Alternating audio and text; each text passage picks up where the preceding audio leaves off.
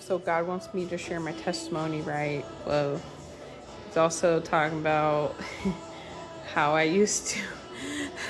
Oh God, okay. I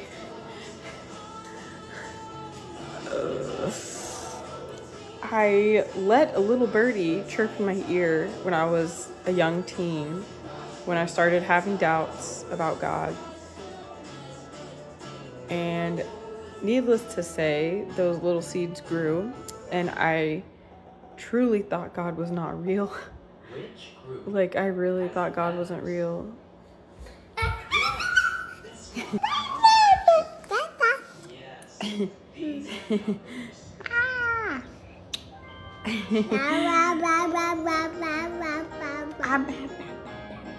But yeah, I didn't think God was real, and yeah, it was a crazy time. It was like, so yeah, basically continuing what I was saying yesterday. Basically, somebody told me if you just don't believe in God, you just wake up the next day and nothing changes, right?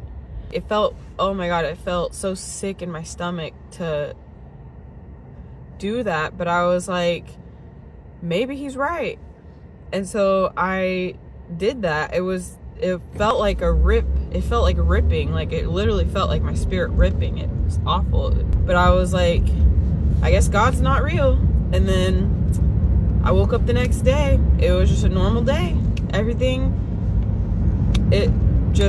Nothing changed. Like, I had been trying to talk to God. I'd been reading the Bible. I'd been asking for him to speak to me, and I expected it like immediately. I was like, if he's real, he's gonna I don't want to separate from him, but I didn't hear his voice. I didn't understand how to talk to God. I didn't know that it's more than just he can speak to thoughts to you, but if you're expecting it, if you're looking for, it just has to drop into your head, basically. So I didn't understand the surrender part. I didn't understand any of it. I was like 15, and I had been asking church people questions, and they couldn't really give me answers to my questions.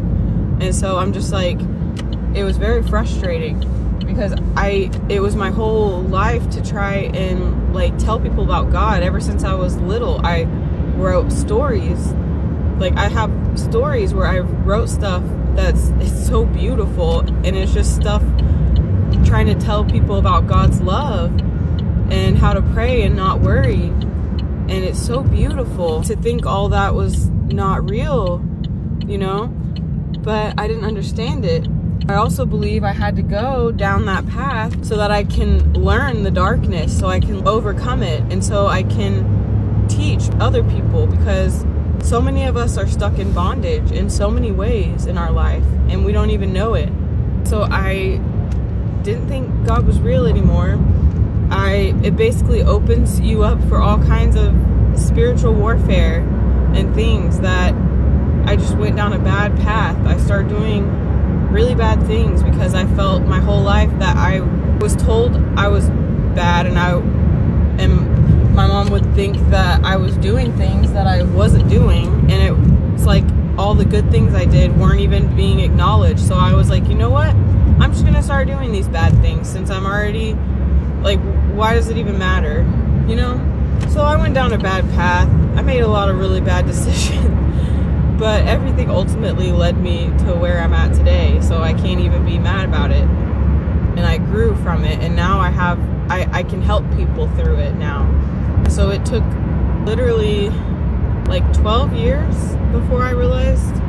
But yeah, so I took on anxiety, I took on depression, I took on all kinds of energies that were not natural and were not of God.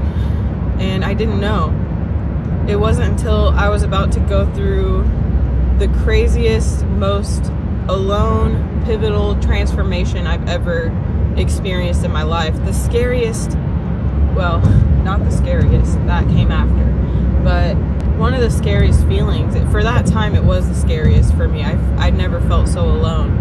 I was going through my first divorce, and yeah, I was finally in an environment that was so quiet, and the job was so chill that, like, thoughts just were coming to me.